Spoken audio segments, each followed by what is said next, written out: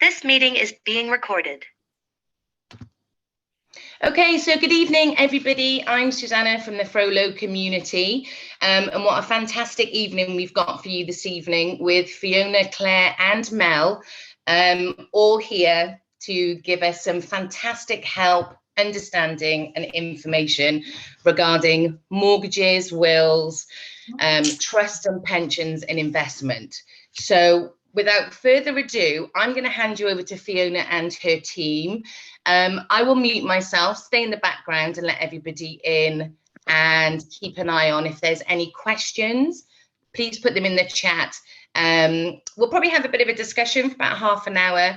Each of the specialists, Fiona, Claire and Mel, will have like a 10-minute slot each within their specialities, and then there'll be time for some Q&As anyway. So without further ado, I'll pass over to Fiona and the team.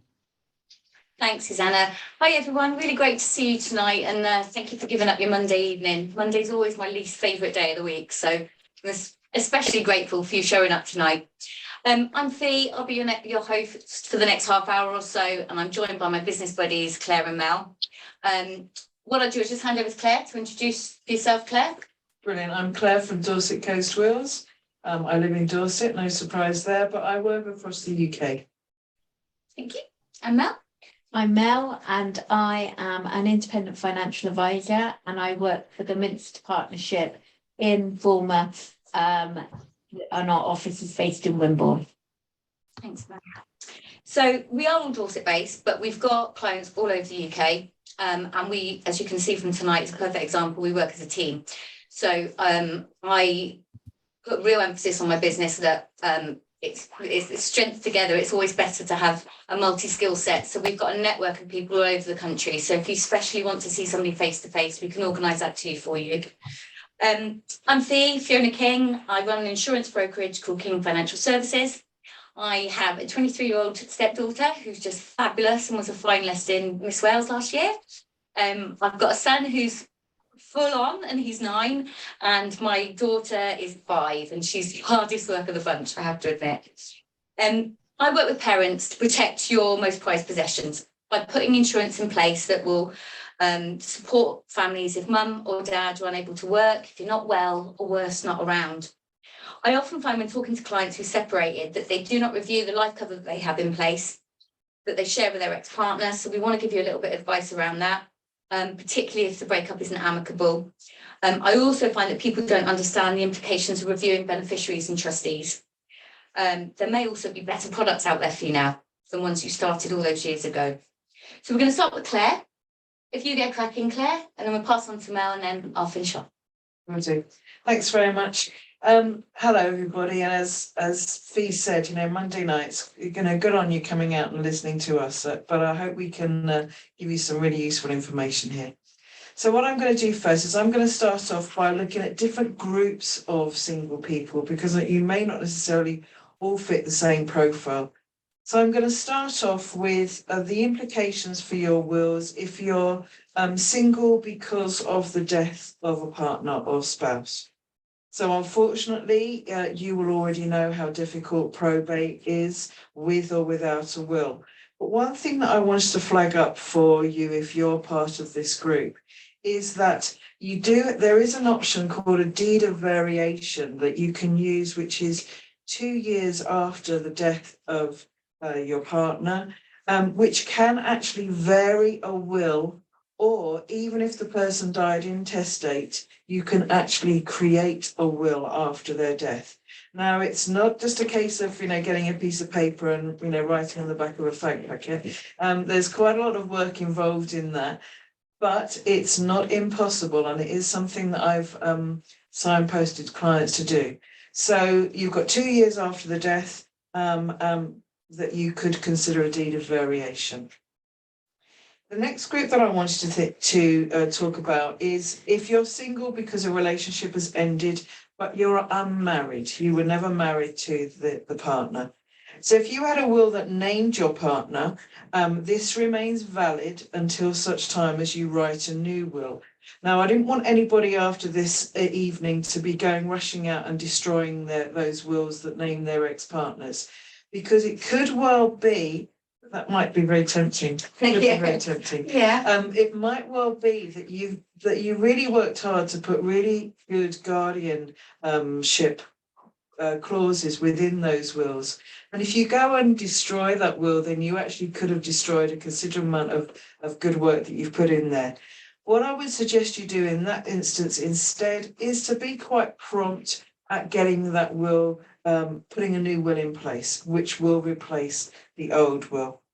Now, obviously, if there is no will, so you're single, the relationship ended, but you never married that person, and you do not have a will, then there's no change to your circumstances in as much as you're still intestate, but that's not necessarily a good thing to be. So I'll come to that in a bit. Moving on to another group then, let's say that you're single through separation, maybe pending divorce, or you're divorced already. It's not always cut and dried here. People often think that getting divorce null and voids the previous will, and that's not the case. So let's have a look at this. So if there are no wills, until there is absolute divorce, then intestacy rules mean that the spouse would benefit. So remember, you're married, you're now single, separated, coming up for divorce. And if you did not have any wills and one of the partners died, then the other would inherit under intestacy rules. If there is a will, but no effort is made to amend during the separation period, the terms of the existing will would apply until absolute divorce. So the law does not recognize that because you've actually separated, even though you, parents, everybody, children, you may have been separated for a number of years, the law would still say that the spouse would inherit.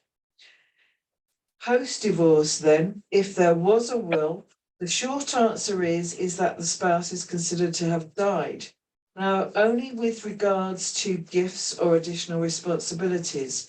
So if you had made, for example, your husband or wife or civil partner, if you had made them executor in your will, that would be considered an additional responsibility.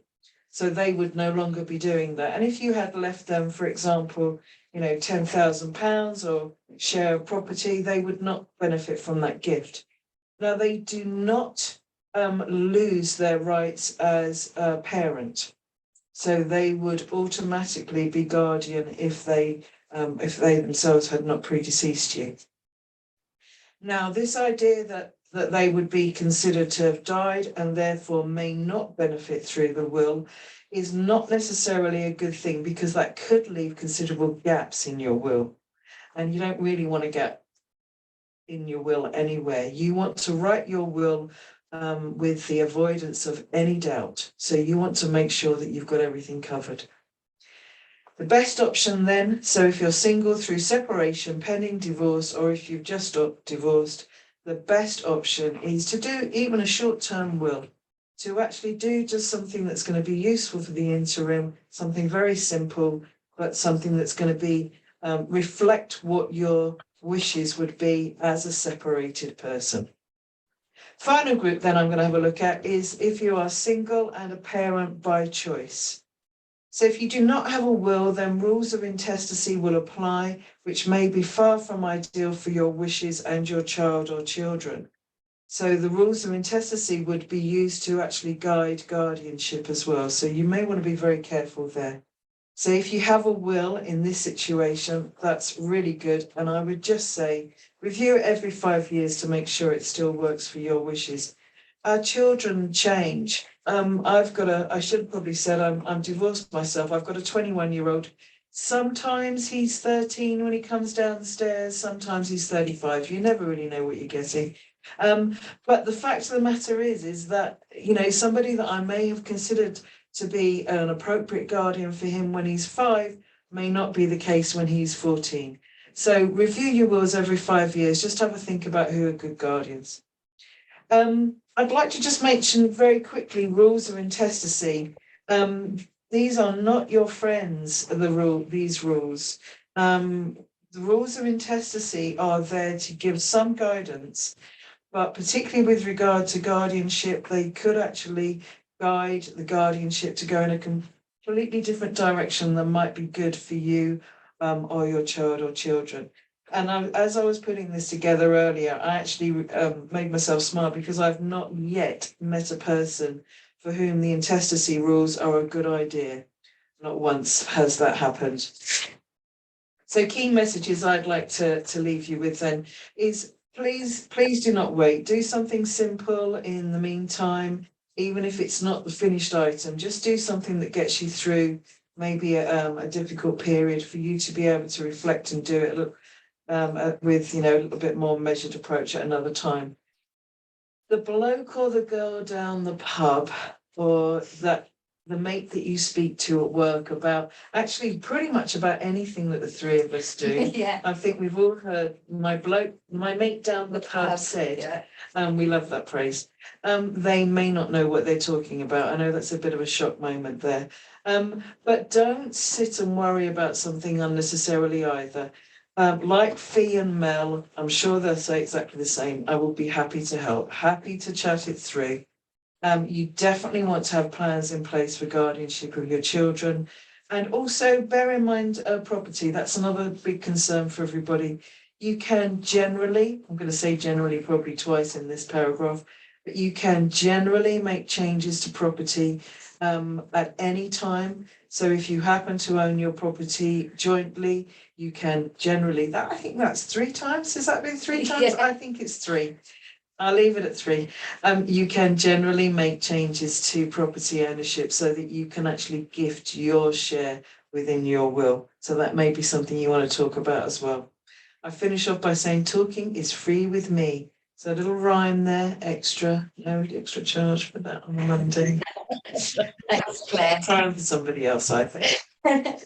Just one quick question that Yeah. does come up. How about inheritance planning and thinking about parents and what's due to come to you? What would happen if you don't make short-term provision? Yeah, one thing that obviously if parents are aware that you're separating and you're comfortable telling them of those plans, then really do speak to your parents about making sure that money does not come into your estate. And I know Mel's going to pick up on this as well because it's really key. But avoid money coming into your estate because that is going to be obviously become highly likely become matrimonial funds. So that could be quite tricky. But definitely this is where Mel and I spend time talking as well. Brilliant. Thanks, Claire. Over to you then, Mel. Good evening, everyone. Thank you for sharing your Monday evening, allowing us to talk about pensions, insurance, and wills. So some of you already have an existing pension provision in place. It could be if you've worked for corporate providers or corporate companies where they've had to automatically enroll you into a pension, and you've left that company, you've then gone to work for another one, and the process starts all over again. Then you leave that company and then you get enrolled to another one. So you could have a lot of paid up dormant pensions scattered around. Particularly after having children right now, because you jump around a bit, don't you, at first? Yep. So you do have that. So one thing that you need to have a look at is try and look at maybe potentially consolidating them or review the investment strategy that you have. Because a lot of these pension funds will be invested in the default strategy that might not be in line to the level of risk that you're prepared to take. Also, you might have strong sustainable views of where your money is to be invested, and these default strategies will not incorporate that. So a couple of you may only have one pension and you've not looked at that pension in years. And the thing that you really need to look at is reviewing that investment strategy. It's really, really key that you review it. You could have been invested into a default fund that pays 100% equity. Well, that isn't going to be great in the economic environment that we've all been exposed to the last 18 months, because actually you would have significantly lost a lot of money. Another couple of things to bear in mind is some of you in the room might not even thought about a pension, or might not have thought about setting up a pension. I'll do it another day, or I've still got 25 years to go, or I've still got 30 years to do. Doing something now is better than not doing anything at all. even if you're just paying a little bit of money each month, because it is based on affordability, you're building a pension provision on a glide path and you're not leaving it to the last minute. Things I've been working with very closely at the moment is a lot of solicitors, and I deal with pension sharing.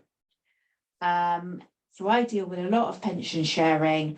And Sorry, Mel, could you just explain to everyone what that means? So during a separation or a divorce, that's where the pension comes into assets, is that right?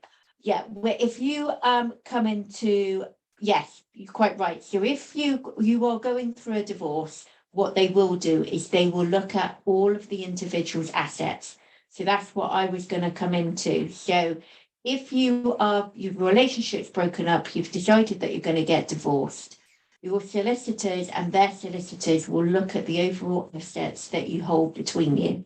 It could be that the husband, or it could be the wife, let's not generalize here, it could be the wife has a substantial amount of pension provision than what the husband does. So potentially the solicitor could go, actually splitting the assets in the pension, you're entitled to 50% of that pension. Therefore, if you're entitled to that 50% pension provision, you could be entitled to a substantial lump sum, depending on how big their pension provision is. Therefore, you're going to gain a potential substantial lump sum that will go into your own private pension, that you can choose the investment strategy that will build up your pension provision based on that. And I do work with solicitors and I do work with clients to say, you should be entitled to this. This is what we need to go for. But they will look at the overall matrimonial assets between both of you, and they will make it fair on that bit. Okay, so that's something to bear in mind. Also, one thing that is really, really critical is you don't have to be married on this basis. I'm not married. I have a partner. I've got 2 twin girls that are 3.5, but he has a pension and I have a pension. We have both put each other down in the event of our death that the proceeds go to them. If you split up from your partner or you're married, it's so vitally important that you change the beneficiary that you put on your pension, because in the event of death, whoever is written on the beneficiary, they will get the proceeds, because that's what you've said you've left it to. The insurance company, the pension provider will go, you nominated that person.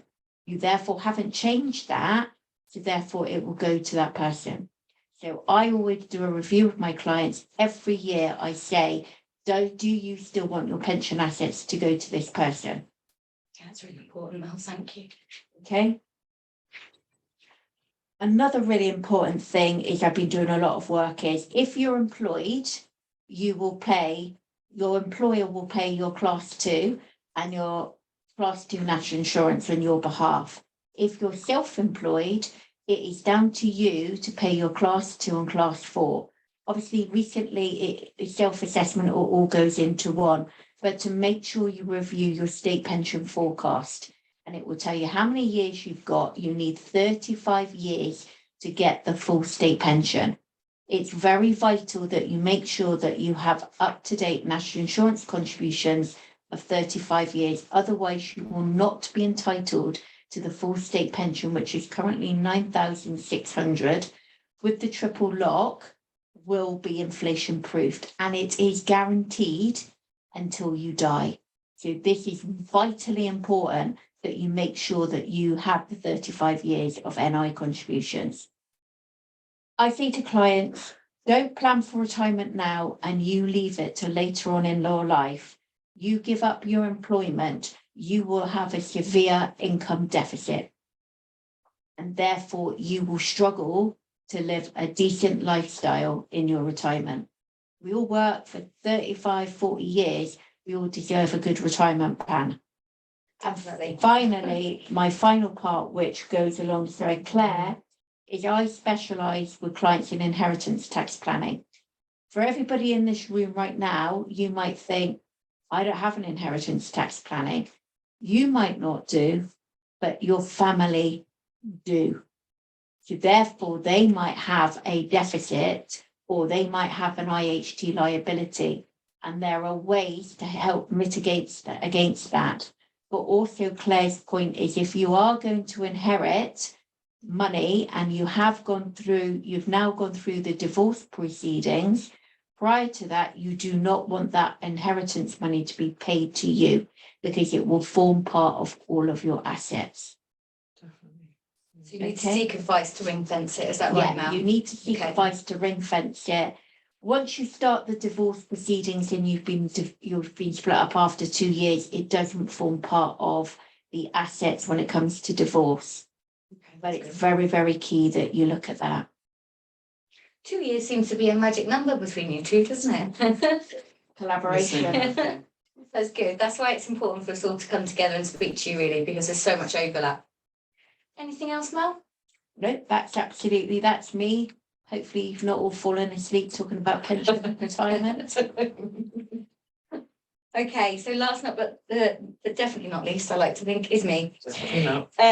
So really what I wanted to do is run through a bit of a to-do list for you today. So I don't know about you, but I always worry in the middle of the night. Usually about 3 a.m. is my key time to really ramp up my concerns.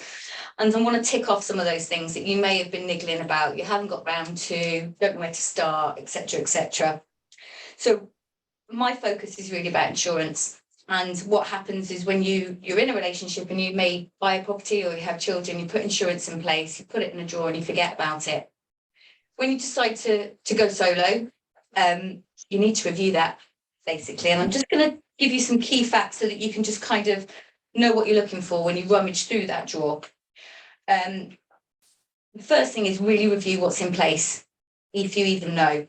A broker can help because we can cut through all the jargon and actually explain what that policy will do for you in real terms. We can also help mediate with an ex-partner if needs be. I've got a case at the moment where I'm working between a couple to just kind of find out the best way forward. If you have children, you 100% need to have some form of life cover by way of contingency in place if you or your ex-partner were not around. So I'm just going to give you some key, a whistle-stop tour, basically, insurance, so that when you're looking through that paperwork, you know what words to look for. The first one is a mortgage or mortgage cover or decreasing term insurance.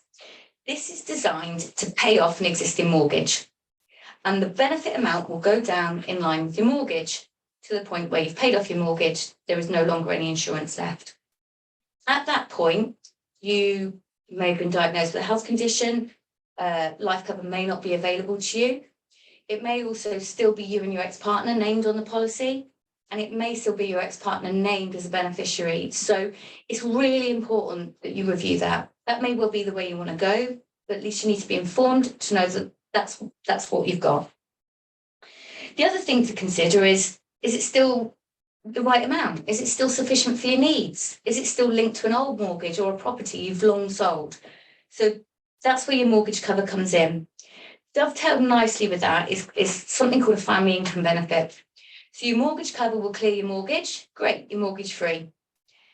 How are you going to pay the electricity bills? How are you going to pay for football boots? If you've got a boy or girl that loves football, we're going through a pair a month at the moment, and it's crippling, I have to say. So I may just consider a family income benefit just for that purpose. But should the worst happen, you want to ensure that there is some provision for maintenance. And it's also a really good way to ensure if your ex isn't around, you're still going to continue to get those maintenance payments. Finally, in terms of life cover, there's level term insurance. So whilst your mortgage cover goes down, your level term is a lump sum designed to kind of hit everything all in one, to cover any mortgage that you may have, to cover football boots until they're old enough to pay for their own. You may want to put a certain amount aside for a wedding or a car or down payment on a house. So deciding that amount as soon as you can is really good, because the older you get, the more expensive it's going to be. So just be realistic about what you'd like to leave behind as a legacy. The good news is, life cover, the likelihood of claiming on a life policy is really small, which is great news.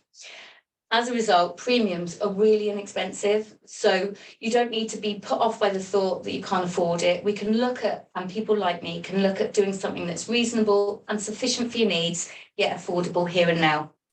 Something is always better than nothing. There's 3 other things I just want to touch on because I'm conscious of the fact that time's getting on. Premiums and benefits can be index linked to inflation. And except for whole of life, your life cover policy isn't redeemable, so it's not included in your assets at the time of divorce. Just quickly touching on critical or serious illness. This will pay out a lump sum on diagnosis for serious illness, and that will be in your T's and C's from your policy documents. It's designed to pay the bills where you can concentrate on getting better, hopefully with a little bit of sunshine in the Caribbean, make changes to your home, fly to Timbuktu for some revolutionary proton treatment or whatever you see fit. It just gives you that time to concentrate on getting better. It's not terminal illness, and many people I speak to think it's the same thing. Terminal illness is basically an advance payment on your life cover because you've had a terminal diagnosis. So just be aware of that when you're going through your paperwork. Because of the likelihood of claim on critical illness, it is expensive. So just be reasonable about what's affordable, and you've got sufficient cover as well. We usually say about a year's salary is about right. It'd give you a year to just not worry about the bills and just have some fun and get well, basically. Moving on very quickly to income protection. As a single parent, you may now be more and more aware of how important your income is, especially if you don't have sick pay from your employer. It's important on one side to make sure you can pay the bills, and on the other side to guarantee maintenance payments for your children. Policies can provide a monthly income for up to 1 year, 5 years, all the way through to retirement after a specified qualification period. So just bear in mind, the more you want, the longer you want it, and the quicker you want it is all going to affect how expensive that premium is going to be. Finally, employee benefits. So if you've been in a relationship with somebody where they've had great perks, and not just other perks, but their employer's perks, you may need to look at replacing some of those. One that's real taboo at the moment is private medical insurance. Don't be put off. It doesn't have to be mega expensive. It can be attainable if we play with the parameters, such as an excess, an outpatients limit, where you go, and an outpatients limit. So don't be put off by that, especially if you've had the luxury of having it in the past. The other thing to bear in mind is a death and service benefit. So previously you or your partner may have had some life cover through an employer, and you may no longer have that. But again, it's really key to review the beneficiaries on that as well. Finally, all of these things I've mentioned, there are advantages if you're self-employed or a director of a limited company, so you can access discounts. So just be aware of that when you're looking for policies. And I just want to do you a real quick to-do list, which kind of applies for all 3 of us really. First of all, find out what you have or you haven't got. Look at what you've got, look at what you haven't got, look at the shortfall. Review who your trustees and beneficiaries are. It may well be that they haven't changed. You want to be in an informed position to know that. Do you have a contingency plan? Have you thought about what's going to happen should you be out of action for a while? Something is always better than nothing, and we can change it. We can review and change things all the time. Do you get sick pay? That's a really important thing. I ask clients all the time, and they're really genuinely not sure. And as part of that, just review what benefits you have from your employer. It's relevant for Claire, it's relevant for Mel, just to review who your trustees are, who your guardians are, who your guardians are, and who your beneficiaries are. That's kind of a whistle-stop tour on pensions, life insurance, and wills. Hope we haven't gone too fast for you. I hope we haven't bored you to tears. Has anyone got any questions? Neither of those have you ever done, Fiona, Mel, and Claire. Not in a million years. Good grief, fascinating stuff. Absolutely. Thank you very much for that. We've got a couple of questions, so I'll read the first one out for you as well. Oh, hello, who's that? The TV screen cut out then. Sorry, I missed what you said. Oh, we've just got a question. So we've got a couple, so I'll just read one out. Can you hear me okay? Great. Okay, so just a quick question. If all assets and wealth are shared by both parties while married and until the divorce is final, what's the story with debts? Is that shared as well, excluding joint mortgages? Well, the simple answer is yes. It's very difficult to give broad advice here, but it's definitely a consideration. In terms of insurance, there is a loan protection insurance, so you can insure against the loan. So when you're looking at your life cover, you may think, well, look, I've got this liability here. If it's anything like my ex, he ramped up quite a lot of credit card debt. So when it came to looking at my insurance, I had to build that into my insurance because it would need to be paid at some point, and his likewise. I'm not sure about you guys, but that's where your solicitor will really kick in. Yeah. If that's true, is it? Yeah. Yeah, your solicitor, both solicitors will look at the level of debt, but it could be if there was one party that was had a gambling issue or built up unnecessary debt, the solicitors will look to fight out who is more party to that debt than the other. But if you've got a good solicitor, they will be able to work with that. There is a real common misconception that if you die, your debt dies with you, and that's really not the case. They'll come knocking on the door for somebody else to pay it. So don't be frightened, just be aware of it. And there's people all over the country that will be able to help you. So just speak to somebody who knows what they're talking about, really, is the advice there. The other thing that I would say on that, if you're actually married and, heading towards divorce, don't leave getting the financial settlement in place. You can do that earlier. People don't realise you can stay separated for as many years as you want, but do the financial settlement as soon as you can, because the financial settlement is established on the date that it's done. So if you leave it over a period of a couple of years and one party is actually cranking up debt, that's still part of the discussion. So get the financial settlement sorted as soon as you can, and then you can leave the rest of the divorce as long as you like. But it means that your fortunes are established at that time.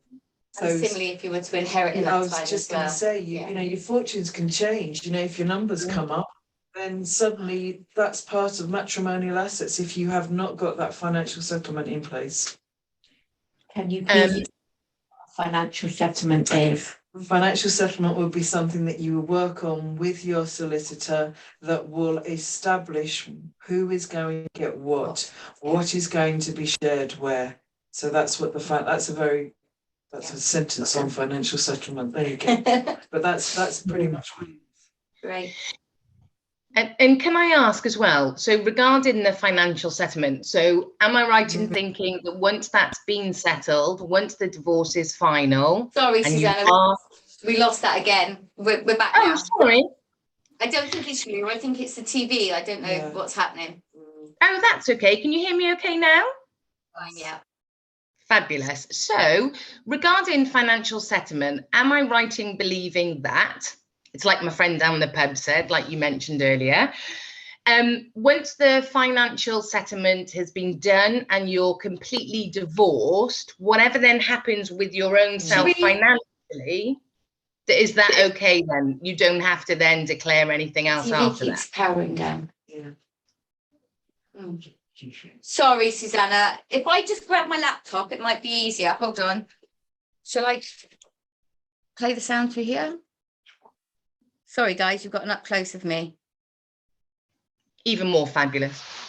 Right, there we go. I can hear you. So all my matter was, so regarding the financial settlement, once you've had a financial settlement and you're completely divorced, that's it then, isn't it? So then say 5 years after that, I, thankfully became a wonderful millionaire, if only.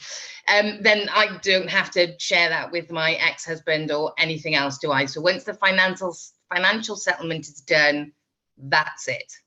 Yeah, that is what I would call a full and clean agreement settlement. So everything has been done and dusted. Now, what I would say is that I still go to the trouble of discussing with my clients, excluding previous partners or husbands, wives, civil partners. It's a very small clause within the will, but it dots the I's and crosses the T's. And all I use that clause for is simply to say, this is our understanding. I'm not putting it in to be malicious or unpleasant. I'm just actually doing it to give clarity to my executors. So I want your will to reflect a complete avoidance of any doubt. Okay. Your understanding is correct, though, in terms of that's exactly what it's meant to be. Good. But I like to take it a little bit further and make sure that everyone's clear of what's going on. Well done. Oh no, that's absolutely perfect. And then someone else has added another question saying, how do you get the financial settlement done? Would you need to have solicitors and people involved in that? Yes, you would Yeah, you need to engage with a solicitor, and within that process, the solicitor will get you to fill out an e-form, which will document what each of you have as assets, what debts you have combined together. Now, once you have all of that, that's when, if you can do it through mediation, if not, that's where it then goes through to the courts. And they will look at what each of you have and what would be fair to each other. I've got to say, it's a few years since I got divorced, and we did do it all through the solicitor. And I know there's an awful lot now that people can do for themselves. I strongly suspect that this will not be one of the things, because it's so contentious. So at the very least, do this part with a solicitor, get proper legal advice to protect yourselves as much as anything else, as to get the job done properly. Absolutely. Sure. Someone else has added on here, though, that I cannot afford a solicitor and I'm not entitled to legal aid. Can we do it yourself? I know you just answered that it's best not to. Any advice you would give for Tanya on that? It's not really our area of expertise, but I would strongly, I know here locally, there's a resource in the town where you can access free advice. So it might be they can guide you through that process, be able to access funds that are available to get you as much help as you can. And it may be worth doing something to just afford that small section of the process.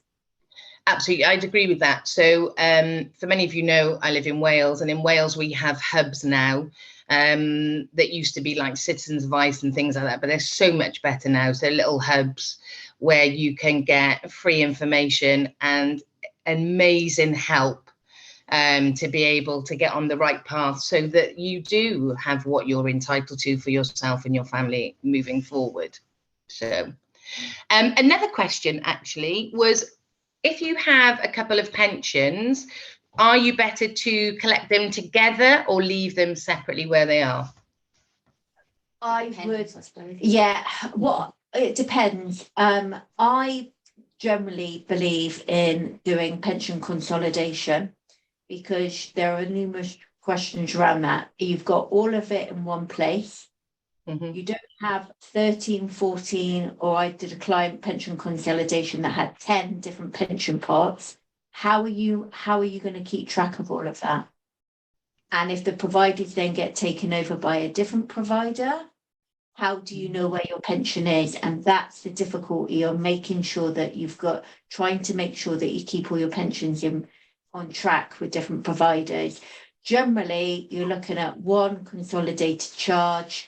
You're looking at building one investment strategy, etc. So that's where that will come into fruition. But there'll be some pensions you can't move. So if they've got a guaranteed annuity rate, they've got an exit penalty, all those different things, we would advise that actually, no, you keep that one where it is. And actually, where your client now had 10 pensions, they quite often have like sub funds. So 10 in reality could be 30. So keeping track of it all and making sure it's doing the best for you is very, very difficult when you're dealing with that many.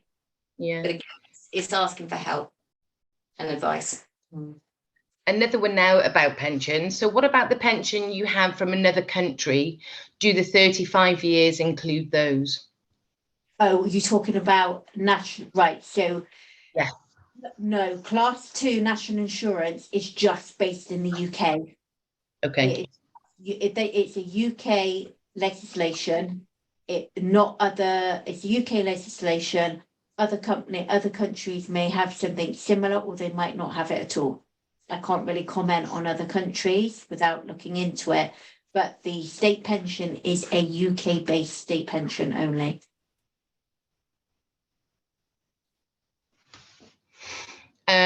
If I died and my ex, the child's father, then looks after the child, I have a house, but he doesn't. If he ends up bringing up our child in my house, I know I could leave it in trust for my child, but how do I safeguard the property as an asset? So, yeah, in that instance, definitely if the child, a child would be under 18 anyway, so you would want to leave the property to the child, and it would have to be left in trust because they cannot inherit. You might make good use of something like letter of wishes. I strongly advise parents to do that when they've got children. What is the intention? What would you like to happen? Because the surviving parent may not even live in the locality, so you may actually want the child to remain where they're living and be brought up there so that they can continue to go to school, friendship groups, family, all those things that our children do. In terms of safeguarding it, yeah, there's no way that it would be going anywhere but to the child. You could actually, in letter of wishes, you could say that, put the trustees to discuss maybe letting out and that forming an income to help for the child's benefit. There are several options there. Okay, thank you very much. Another one from Ree regarding pensions. Where do you find out where your pensions are? Right, there's a couple of variations on that. You could go onto the HMRC website where it's tracking my pension, but it will be based on if it's an employer, whether it's an employer pension or not. So if you think you had a pension with Scottish Widows, for example, you could phone them up, give them your personal details, and they will be able to track whether or not you've got a pension with them. But generally, I would go with the government pension tracking system. It will ask you for personal details, and it will be able to tell you where your pension was. Brilliant, thank you very much. I'm just going to check the chat if anybody else has got any questions that I've missed. No, I think I've covered everything. We've still got a few more minutes if anyone would like to ask a question. Oh, we've just had a lovely thank you. Thank you, that was helpful, but my ex wouldn't keep up the house repairs. Anyway, I can ensure that they do. Oh, that's an interesting one, isn't it? It's difficult, isn't it? That is Very tricky, isn't it? We can't even make them, say hello sometimes, let alone anything else. I think in that instance, I might be inclined to suggest to safeguard the property away from anything to do with the ex-partner.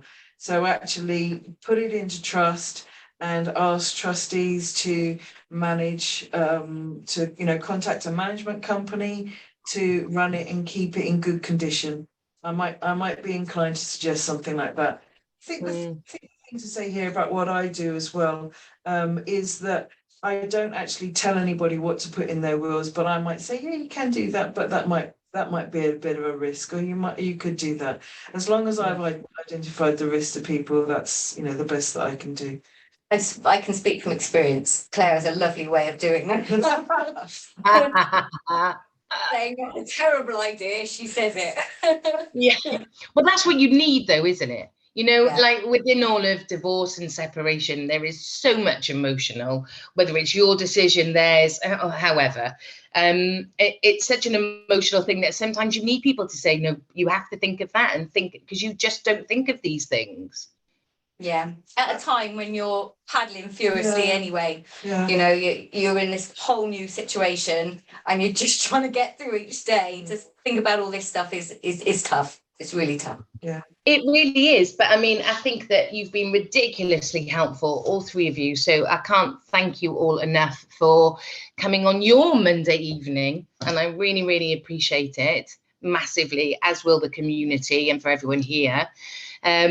It's just been fascinating. I've popped up your website in the chat and all of Fiona's, Mel's and Claire's contact telephone numbers if you want to be in touch for any further information. But I'm sure that we will be seeing them in the Frollo community with other things too. Oh, another little question. I have a gap of £750 to pay for my pension of the year that I missed, but I will never have 35 years pension in the UK. Am I better to keep that money for a solicitor then? Hang on a second. You need to have a chat, wouldn't you, offline? I Yeah, think, Mel, really. you would Yeah. need a chat on basically what will that, you would need to look about what that 750 would buy you in terms of a state pension. Yeah. If monetary, if it's a tiny amount, then I would suggest it's not worth doing. But that's maybe something you want to have a discussion with me offline about. But you can get them to do a bespoke report on what paying that missed year will provide you. No, that's lovely. Tanya says thanks as well for that. So thank you very, very much. Thank you to everyone at the Frollo community that joined this evening as well. I hope that's given you a wonderful insight into the serious side of life in sense, and where I know that the team were joking saying it's all boring about pensions, wills and mortgages, but it's something that we all really have to consider and take on board as a single parent, because there is so much and so many things to think about. We just forget of some of the other things. Like as you were talking, I was thinking, although I've been divorced for a couple of years now, I'm like, oh, I really haven't changed my will. I really haven't. And then I literally, just had a little panic with my line drinking my Lemsip, and I thought, jeepers, I really need to sort that out. So you know what I mean? So I'll be in touch soon. What do I do? Help me. But it's been amazing, honestly. So thank you all so very much for coming. And thank you very much, Fiona, Mel and Claire. It's been an absolute pleasure. Great. Thanks Brilliant. all. Best Thank of luck. you. Take care. Best of luck. Thanks, everybody. Bye. Take care. Speak to you soon. Bye. Bye. It's always the awkward end,